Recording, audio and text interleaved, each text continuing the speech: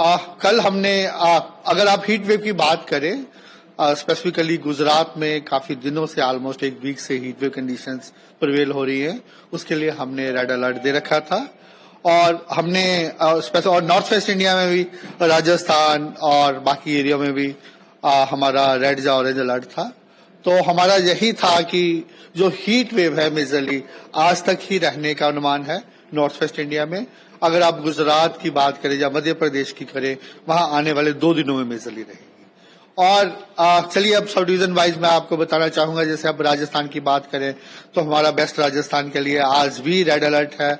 वहां हम severe heat wave conditions आज भी हो सकती है। 46 डिग्री से ज्यादा टेम्परेचर्स वहां पे आया है, बाड़मेर वगैरह। और आज के बाद कल से ड्रास्टिक इंप्रूव होगा, लेकिन फिर भी कहीं ना कहीं एक आधा स्टेशन सेटिस्फाई हो सकता है हीट वेव के लिए। और अगर आप पंजाब हरियाणा की बात करें, इनसे दिल्ली की बात करें, वहां जो हीट वेव है आज ही मेजरली रहने वाला है।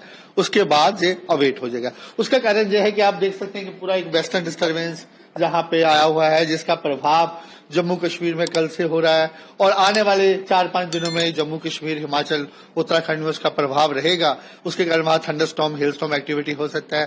प्लेन्स में भी आज रात से पंजाब वगैरह में लाइट रेनफॉल एक्टिविटी हो सकती है, थंडरस्टॉर्म एक्टिविटी हो सकती है। इसको ही मद्देनजर रखते हुए हमारा यही अनुमान है आज के बाद जो टेम्परेचर्स हैं वो डिक्रीज हो जाएंगे। तो क्या जो अलर्ट आप लोगों ने दिया था कई राज्यों के लिए वो भी डिक्रीज होएगा कल के साथ? हाँ, हमारा जो कल से भी यही था कि हमारा अलर्ट 48 आवर्स के लिए था। आज हमारा अलर्ट आज के लिए है। कल से पंजाब, हरियाणा, एनसीआर, दिल्ली के लिए ये इम्प्रूव हो जाएगा।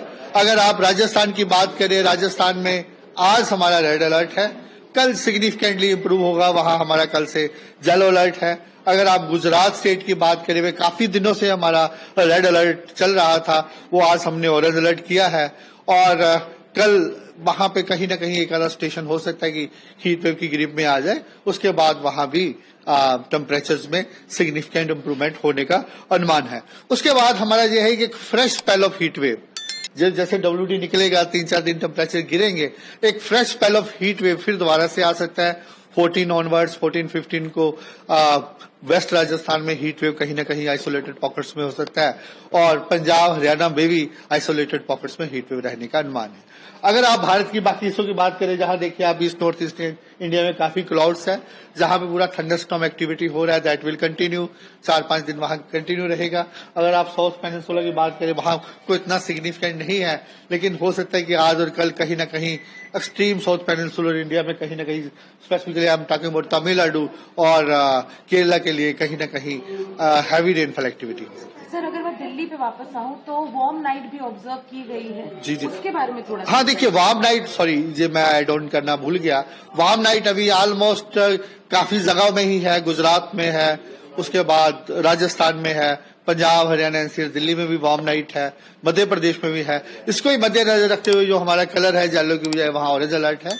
उसके बाद हमारा अनुमान ये है कि कल से सारा कुछ इम्प्रूव होना चाहिए, तो इसलिए जो हमारा वार्निंग आज तक ही है, कल कहीं ना कहीं थंडरली डेवलपमेंट हो सकता है और परसों एनसीआर, दिल्ली में कहीं ना कहीं लाइट रेनफॉल एक्टिविटी होने का अनुमान है।